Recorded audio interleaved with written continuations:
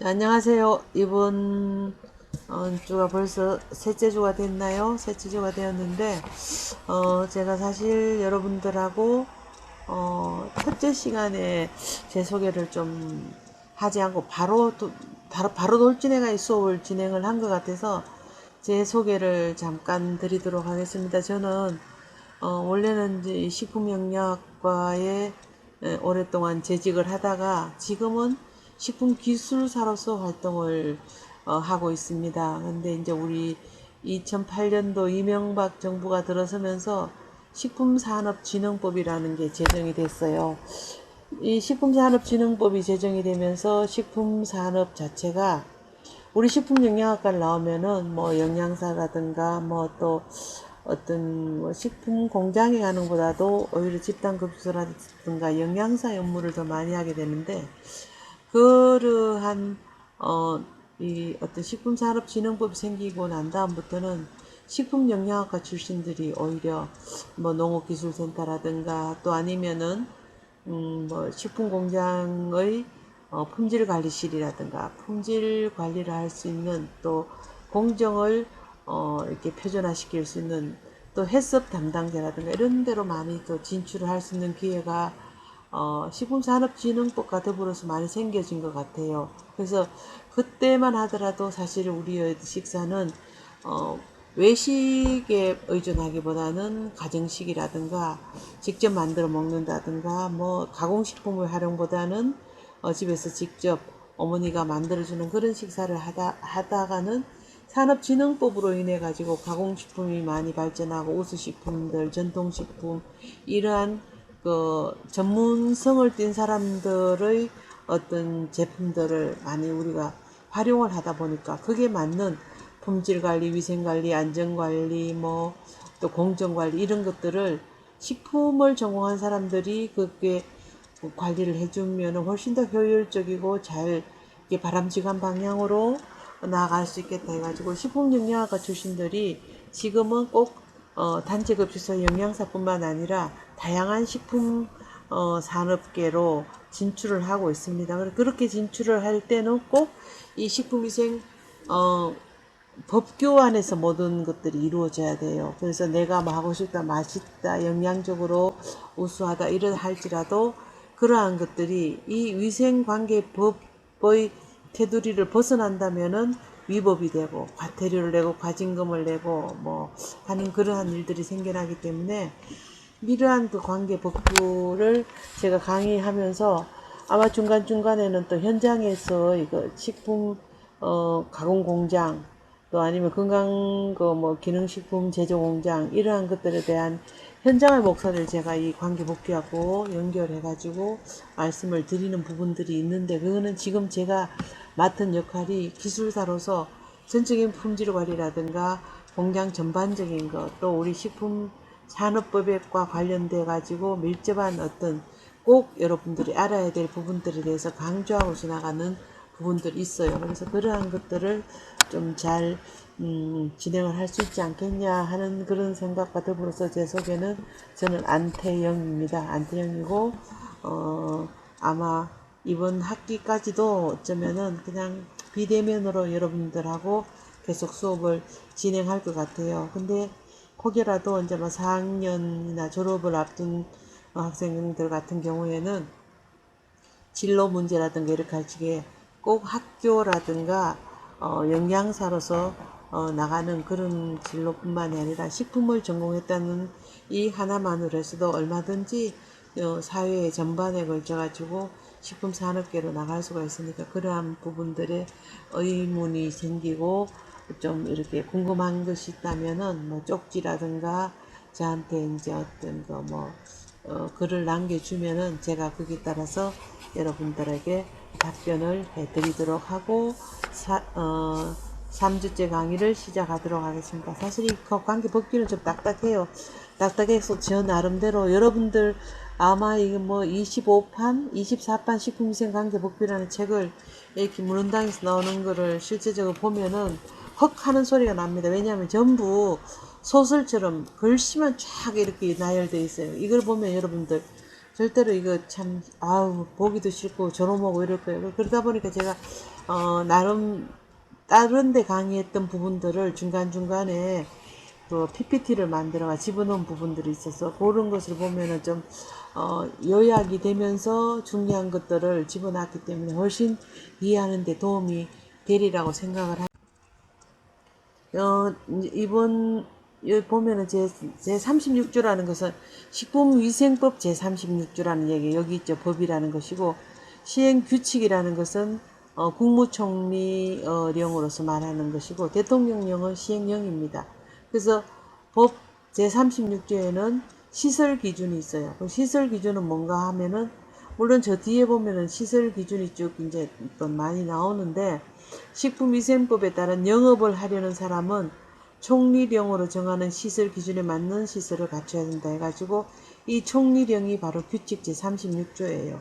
그러면 이런 제36조는 업종별 뭐 제조가공시설인가 또 아니면은 뭐 즉석 제조 판매 시설이라든가 뭐 이런 각 뭐 아니면은 뭐 휴게 음식점 뭐 일반 음식점 이런 업종별로 시설 기준을 표 14에서 정하고 있습니다. 그래서 이걸 보고는 거기에 맞춰서 이제 시설 기준을 갖춰야 되겠죠. 이러한 시설 기준이 갖춰지지 않으면은 법을 위반해서 뭐 과태료를 묻는다든가 이렇게 될 수밖에 없겠죠. 그죠? 이게 전부 이제 여러분들이 이러한 시설 기준은 실제 뭐 학교급식이라든가 집단급식소에는 크게 이건 지금 식품 제조가공업이잖아. 그죠? 그래서 단체급식의 시설 기준이 아닌 제조가공 시설 기준이지만 이러한 것들도 여러분 기본적으로 알아둬야 된다는 얘기입니다. 왜냐하면은 학교급식에서 영양사들이 사용하는 어떤 식재료와 같은 것들을 가공식품을 사용한다면은 분명히 이 식품 제조 가공 시설에서 생산되는 제품들을 사용한단 말이에요. 그러면은 이 시설 기준이 제대로 이렇게 위생적으로 잘 되어져 있는가를 알고 있어야 되고 이러한 것들에 대한 뭐 학부형들이 방문을 해서 시설 기준이 어떻게 되어 있는가, 올바르지 않는가, 깨끗하지 않는가 하는 것들을 알아야 될 필요가 있기 때문에 지금 여러분들은 꼭 이거를 알아야 된다는 얘기죠. 그래서 시설 기준은 건축물의 위치가 예를 들어서 축사 옆에 있다든가 축사하고 500m 이상 떨어져야 되는데 축사가 옆에 있으면은 축사, 개사, 뭐 돈사 이런 거지. 이러면은 동물 가축으로 인해 가지고 거기는 파리라든가 위생해충들이 많이 있을 테고 또 어떤 거 축산물 폐수와 같은 것들이 있잖아. 그래서 그런 것들이 이입되지 않는다는 보장이 없습니다. 그래서 이런 건축물의 위치가 제대로 이 어떤 가공시설 기준에 맞는가, 그 다음에 작업장이 청결한가, 식품 취급시설이라든가 급수시설, 화장실, 창고, 검사실, 운반시설의 시설에 대한 기준을 딱 이렇게 정하고 있습니다. 그래서 또 주류는 주류도 마찬가지 포함하는데 주류를 위생적으로 제조하기 위해서 이런 가공시설의 기준을 두고 있다는 말씀을 드리면서 페이지를 보면은 건축물의 위치는 이 별표 14에서 식품 제조 가공업의 시설 기준이잖아요. 그래서 건축물의 위치는 식품의 제조 시설과 원료 및 제품의 보관 시설 등이 설비된 건축물이다. 이렇게 해서 건축물의 위치는 축산 폐수라든가 화학 물질이라든가 그 밖의 오염 물질의 발생 시설로부터 식품에 나쁜 영향을 주지 아니하는 거리를 둬야 한다. 이렇게 해가지고 이 축산 폐수는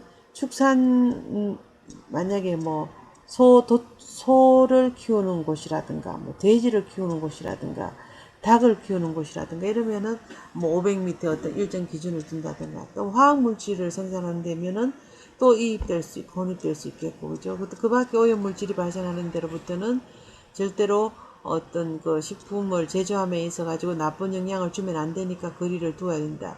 근데 만약의 경우에 일정 거리가 확보되지 않는다면은 건축물 제조장의 출입구를 어떤 축사가 이쪽 편에 있고 건축물이 여기 있다면은 이 축사의 어떤 그 출입문을 축사하고 작업장을 축사하고 빠져보는 쪽이 아니라 반대쪽으로 한다든가 축사라든가 이러한 곳이 있는 곳을 전부 다 밀폐를 시켜버리면 또 조금은 어떤 그런 오염을 차단할 수 있는 그런 것이 되겠죠. 그죠? 그러하게 해야 되겠고.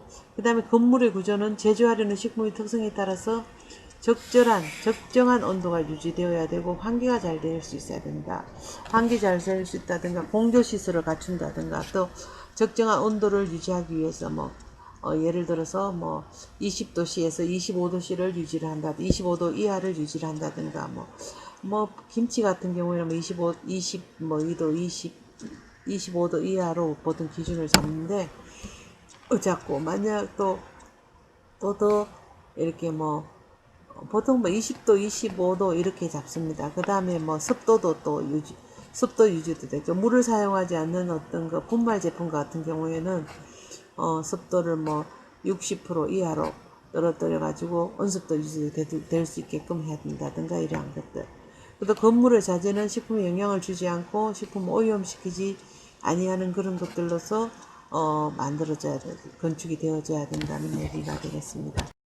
그 다음에 보면은 이 작업장은 이제 어떤 거 식품 제조 이거는 하나의 그 장치 산업으로 해가지고 이게 그 어떤 그 탱크가 있겠죠, 그죠? 추출 탱크라든가 이런 게 있고 아마 음료 공장인 것 같아요. 음료 공장이어서 여기 세병 시설도 있고 병을 씻어가지고 공급을 하면은 여기 충진돼 가지고 이렇게 돌아갈 수 있게끔 자동화 시스템으로 거의 다 되어 있는 것들이 되겠습니다.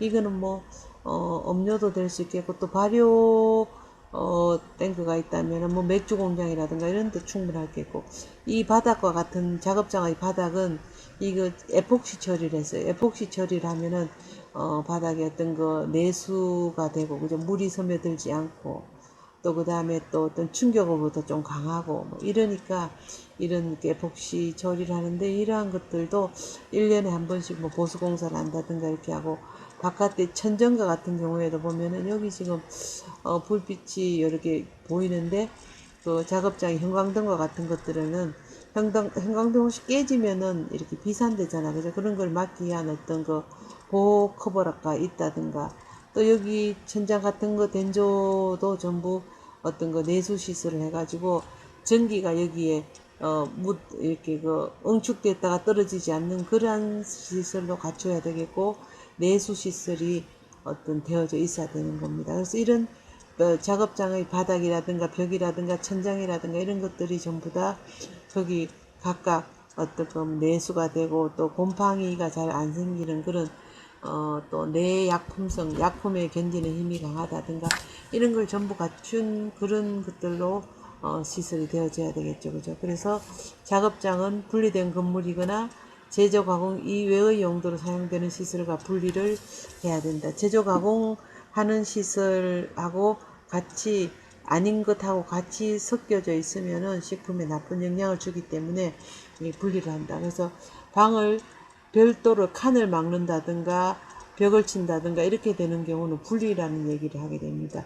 그 다음 벽이라든가 청을 두는 것은 구분이라고 얘기를 하고 선을 끊는 것은 구획이라고 얘기를 합니다. 이렇게 여기다 노란 선과 같은 걸 그어가지고 부족한 품 보관소라든가 이렇게 하는 거 구획이라고 합니다. 여기 있죠, 그죠? 그래서 구분되는 경우가 있다. 그다음 여기 구획은 바로 칸막이 커튼 등으로 구분하는 경우. 작업장은 원료 처리실, 제조 가공실, 포장실 및 그 밖의 식품 제조 가공에 필요한 작업실을 얘기하고 각각의 시설은 분리 또는 구획을 해야 된다. 그 다음에 여기 보면은 구획이 칸막이라든가 커튼으로 구분하네, 그죠? 분리는 아예 그냥 차단을 시켜버리는 거. 벽을 친다든가 층을 만든다든가 그죠? 이렇게 1층, 2층으로 분리한다든가 벽을 만든다든가 문을 닫는다든가 하게 되고 얘는 칸막이 커튼 여닫이 할 수가 있으니까 그 제조 공정의 자동화 시설 또는 시설 제품의 특수성으로 인하여 분리 또는 구획할 필요가 없다고 인정되는 경우에는 시설이 서로 구분될 수 있도록 해야 한다. 선을 끊는다든가 줄을 친다든가 해가 구분하는 것을 바로 구분이라는 데가 보통 이 작업장에는 분리, 구획, 구분이라는 단어를 많이 쓰게 됩니다. 그래서 분리는 바로 층으로서 그죠? 이렇게 벽을 친다든가 층을 나눈다든가 여기 있죠.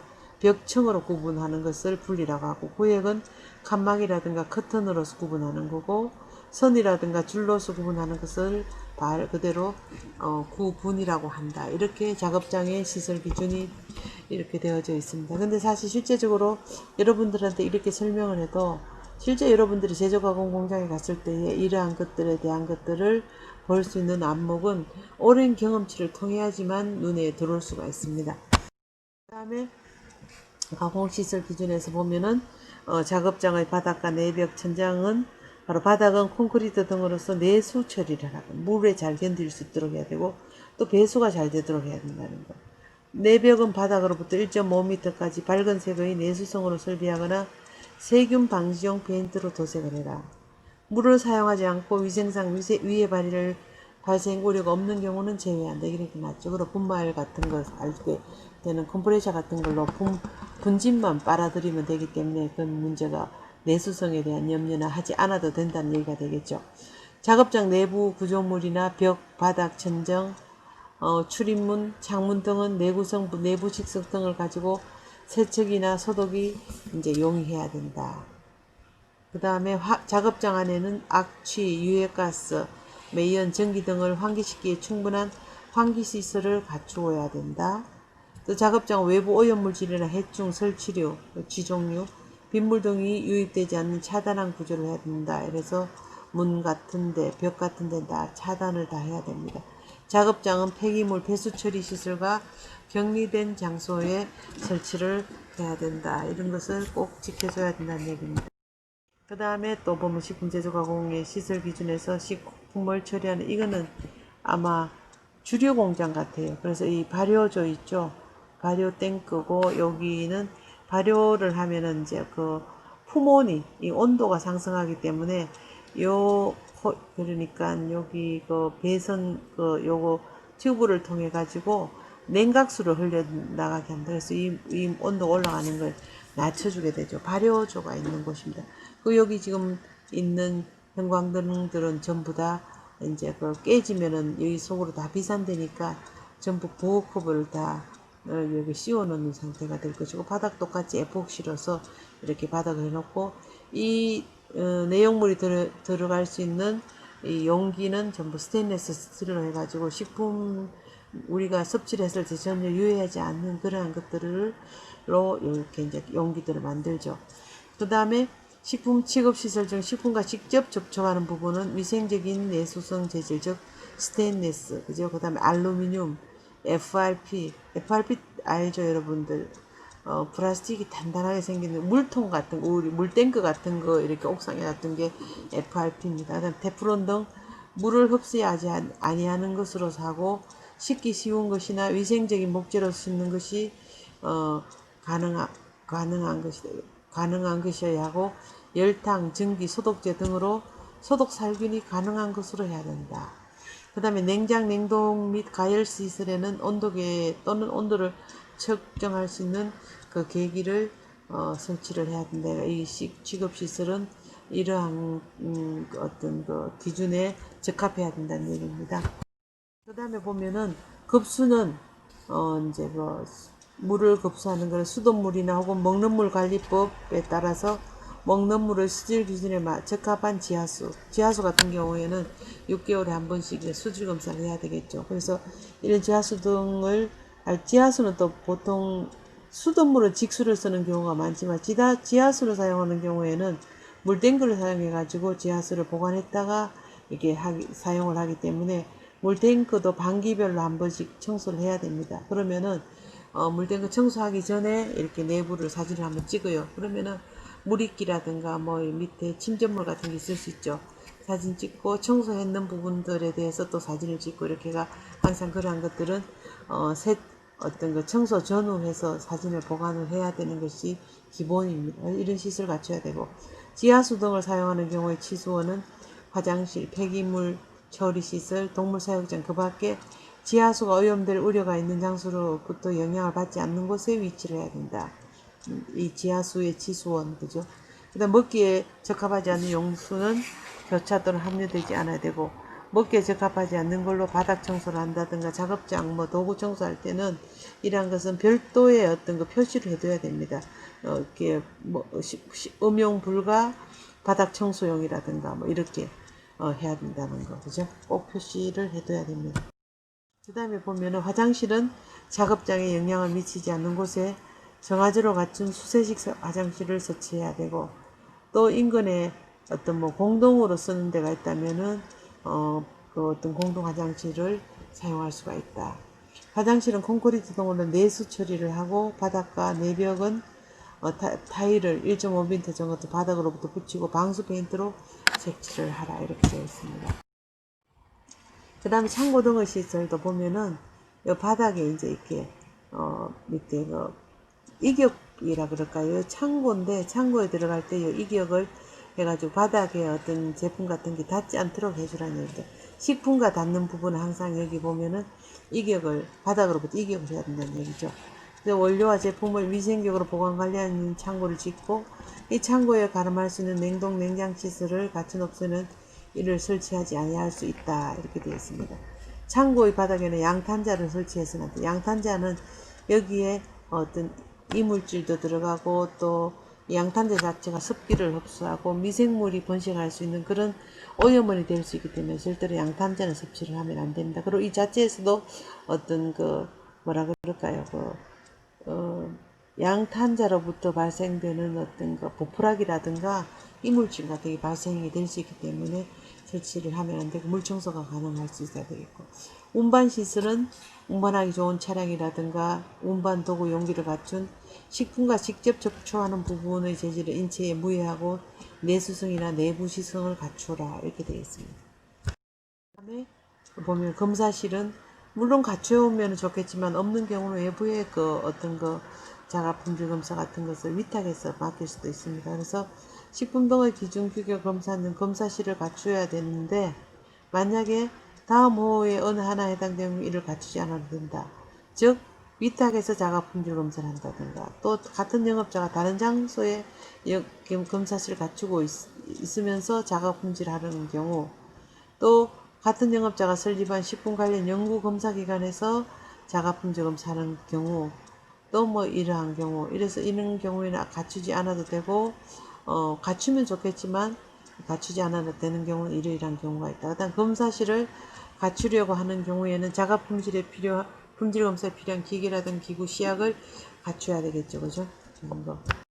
좀 전에 말씀드리는 바로 이에 대한 것들입니다. 그래서 지금 여기까지를 한번 읽어보고, 첫째 시간은 여기서 끝나고 조금 쉬었다가 또 둘째 시간 수업하도록 하겠습니다. 수고 많으셨습니다.